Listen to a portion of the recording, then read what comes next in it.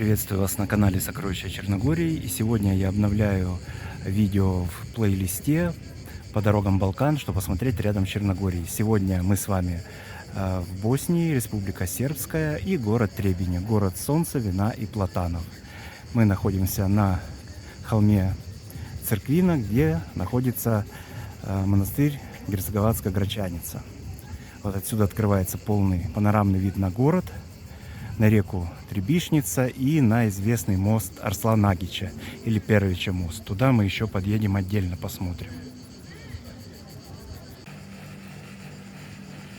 Вот карта достопримечательностей основных. Тут, естественно, Герцеговатская Грачаница, Арслан-Агича мост, монастырь Твырдыш. Это вот фотографии. А так еще вот перечислено, что еще можно тут посмотреть.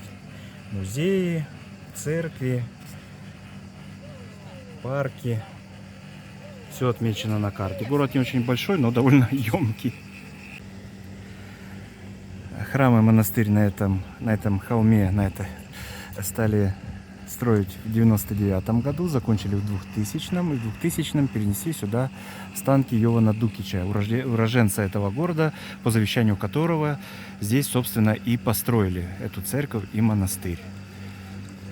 Под одной из колонн находится камень, который перенесли из Грачаницы, из Косово, на который похож данный храм. В принципе, начинать поездку в Требине можно отсюда, чтобы сразу полюбоваться видом на город, посетить это знаковое место. Потом можно подъехать к мосту, сейчас мы с вами туда подъедем, и дальше, к примеру, в монастырь Твырдыш.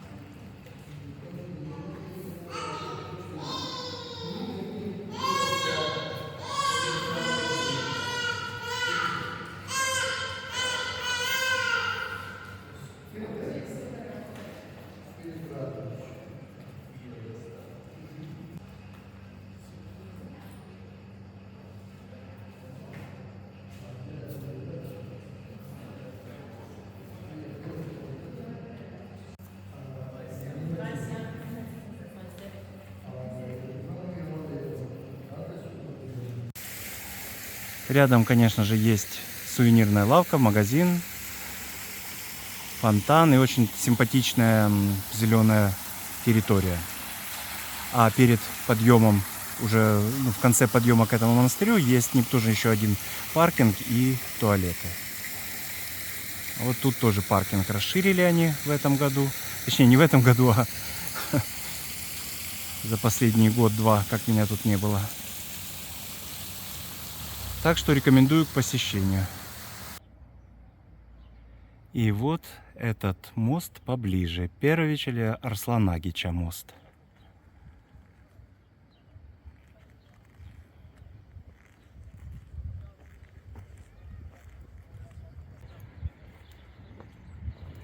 Вид с него. Речечка Требишница.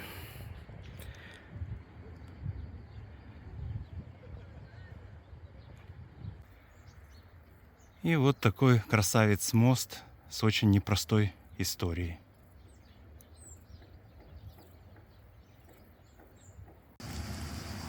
При въезде в монастырь есть, естественно, паркинг, опять магазин. Здесь можно купить тоже, как и на Грачанице, вина из Твырдыша.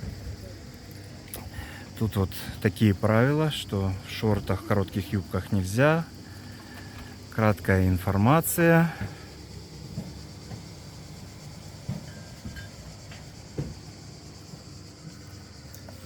Этот монастырь, кроме религиозного значения, также славится своими виноградниками и вином. Поэтому многие сюда заезжают именно, чтобы еще купить вина. Ну, пойдемте посмотрим дальше. Вот тут можно взять бесплатно, накинуть себе, закрыть колени.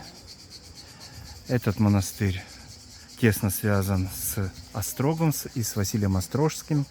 Здесь они пишут не так, как в Черногории, просто святый Василий Острожский, а как вы видите, святой Василий Острожский и Твердышский.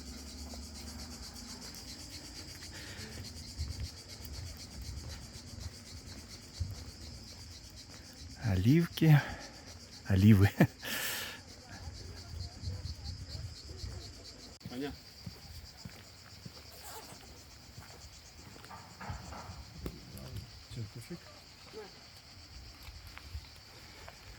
Вот тоже самое, что здесь важно, церковь Успения Престой Богородицы, монастыря Твердыши, старые каменные погреба 15 века и винодельня.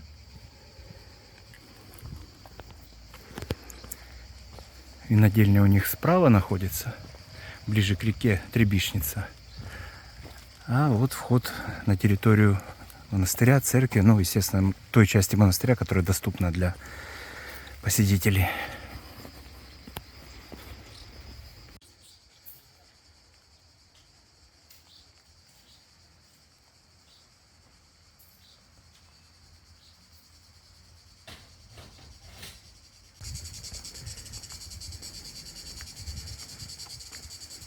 Место, где ставят свечи, и сама церковь.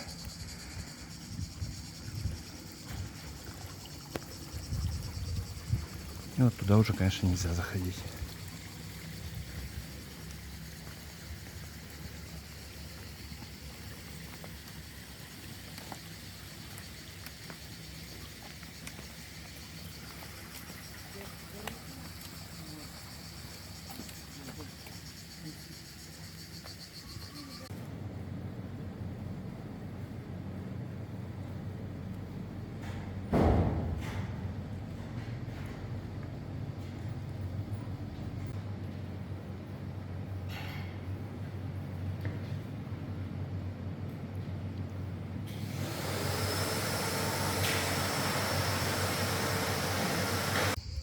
Вот такая тут территория, довольно тихо, спокойно. Это учитывая, что мы сейчас в августе, в субботу.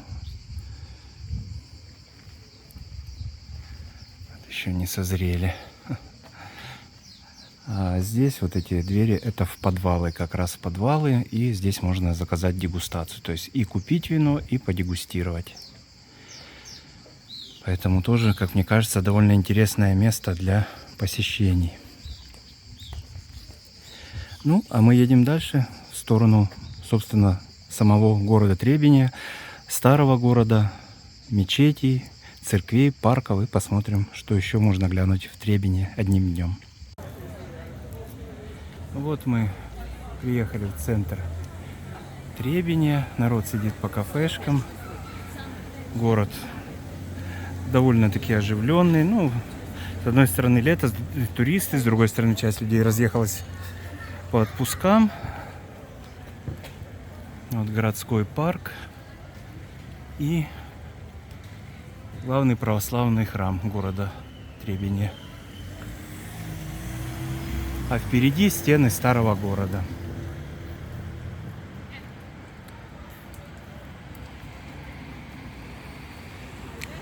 Вот холм Церквина, где мы были, Грачаница. И мы идем в парк и к храму.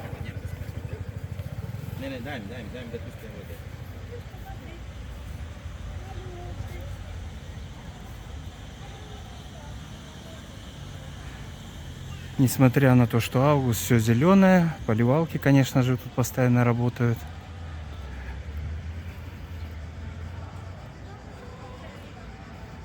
Это народная музыка. Значит, не просто народная музыка, а свадьба. Все, видимо, в церковь я не попаду. Хотел снять еще и немножко церковь изнутри, но ждать, пока закончится свадьба, я уже не буду.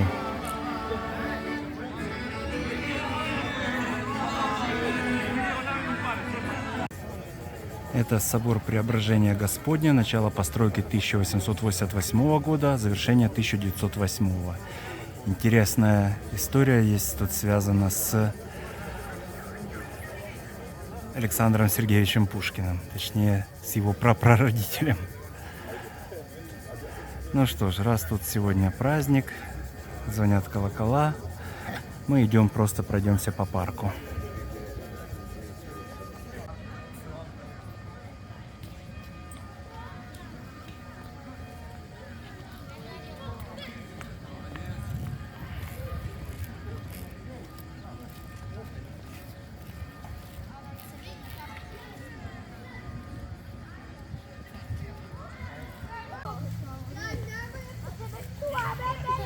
Хоть город небольшой, парк, соответственно, тоже небольшой, но довольно тенистый, зеленый, с поливалками.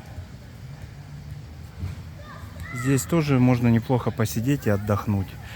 Кому нужны большие фонтаны, они вон там дальше, в ту сторону.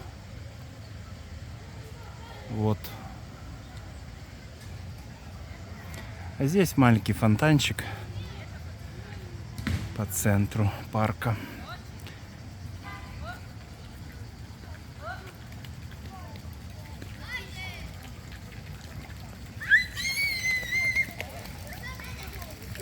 Okej, ja brojim, ajmo. Znači to je poenta, moram da vidi sa... Ajmo, jedan. Вот на входе в парк с этой стороны, со стороны старого города, есть фигуры львов. Их подарил Йован Дучич, по завещанию которого храм на Церквине, на холме Церквина построен. И вот памятник ему же.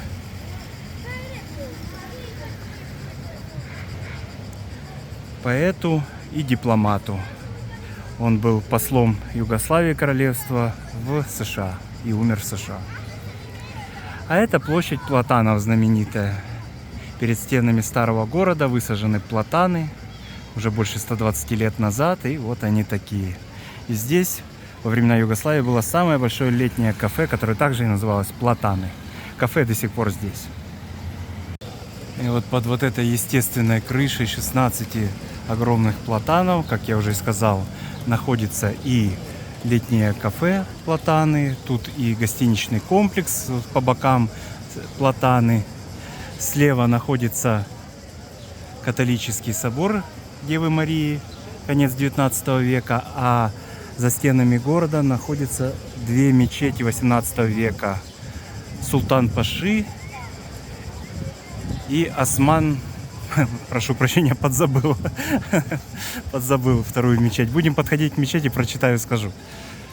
И, кстати, вот тут интересно, тут еще находится базар, рынок. Здесь продаются все: масла, вина, раки, овощи, фрукты, цветы, картины, старые диски, пластинки, я имею в виду.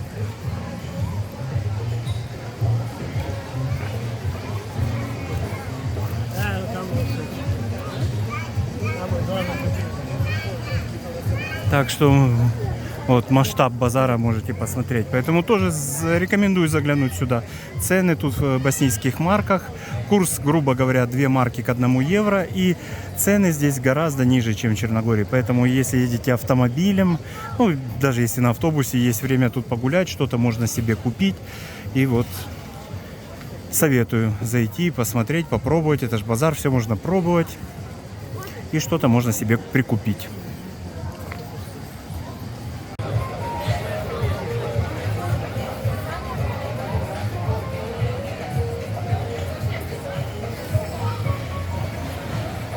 И вот от кафе, от площади Платанов, есть еще западные ворота входа в старый город. И такой небольшой совет, если вдруг вам надо поменять деньги, вот здесь слева есть, конечно, и фастфуд, но есть такая классная вещь, как менячница. Exchange Office по-английски, или обменник. Вот, работают они с понедельника по субботу с 7:30 до 8 вечера, в воскресенье с 8 до 13. А в летнее время, видно, добавили с 16:30 еще до 19:30. Поэтому, кому же, говорю, надо менять валюту, это вот здесь можно. Ну, а мы пойдем в старый город, да? Так, вот указатель, что здесь есть музей Герцеговины. Здесь снимался фильм «Раненый орел», ну, серии фильма «Раненый орел» Анжелинкина капия, ворота Анжелики. И вот название мечети, прошу прощения, Осман Паши и Султан Ахмеда.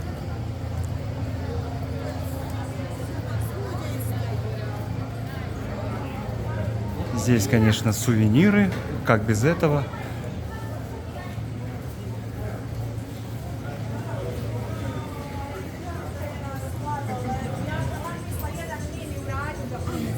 Мороженое продают.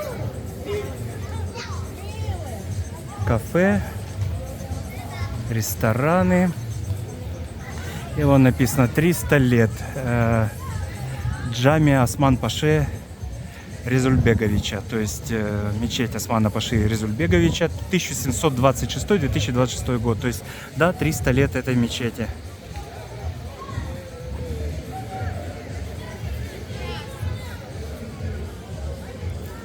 И немножко непривычно увидеть здесь Наполи, ресторан, фуд-бар, пицца. Все-таки немножко от Наполи далековато, но ничего. Вот меня заинтересовало название, и поэтому решил глянуть и цены. Значит, тут цены, как я напоминаю, в конвертируемой марке валюта Боснии. То есть их эти цены делить на 2, чтобы получить евро. То есть завтрак 4,50 евро, гурманский тоже 4,50, Наполи 5 евро. Так, чевапис с картофелем 5 штук 10 евро, 10 штук 10 евро, 5 евро, прошу прощения, 10 марок. Чевапи с картофелем 10 штук чевапи, это 17 марок, то есть 8,5 евро.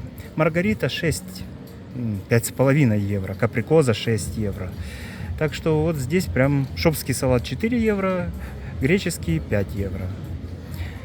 Десерты, палачинки от 2,5 до 3,5 евро, смотря с чем. Ну что ж, я прям решил попробовать.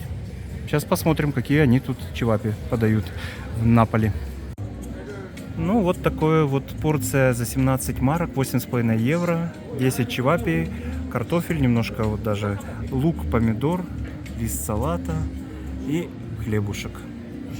Подача с такими приборами. Как по мне, очень и очень даже хорошо. Ожидали мы минут 10-15 буквально.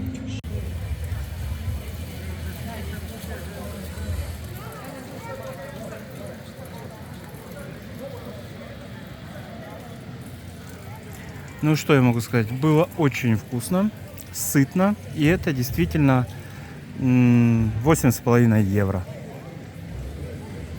Что ж, пойдемте пройдемся к другой мечети и к реке.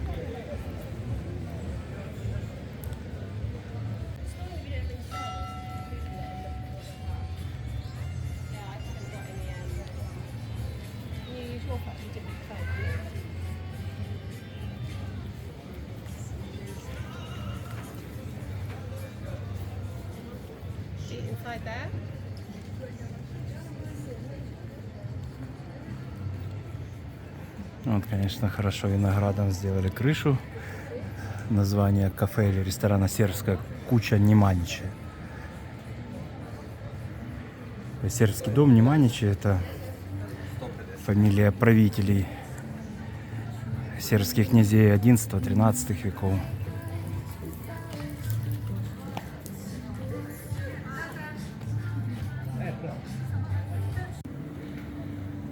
Вот часовая башня. Ну, часов сейчас на ней нет, старого города. А маслина или олива.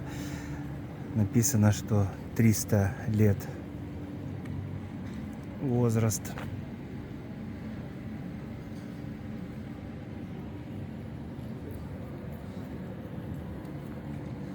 И мечеть Султана Ахмеда. И отсюда проход к морским воротам. Прошу прощения, я говорю к морским, к речным воротам, к реке Требишница. Можно было раньше приплыть на лодке к этим воротам и зайти в город.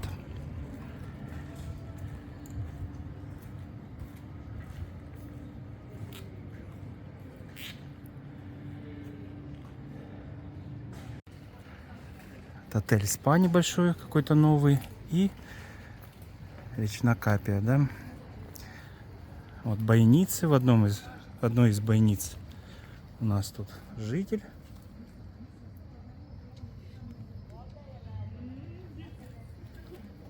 А мы выходим к реке Требишница.